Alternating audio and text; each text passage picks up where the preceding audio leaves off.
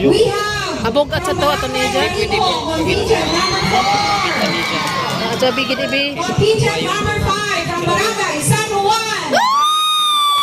And from Barangay Talisay, contingent number 6.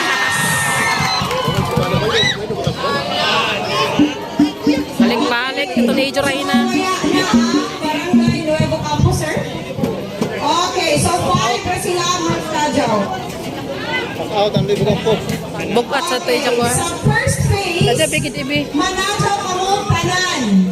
And then, pag-change sa sukar, individual dodyon. Tawagon an ngayon. So, for now, sadyaw sa panan. For 1 minute, we have our instrumentalist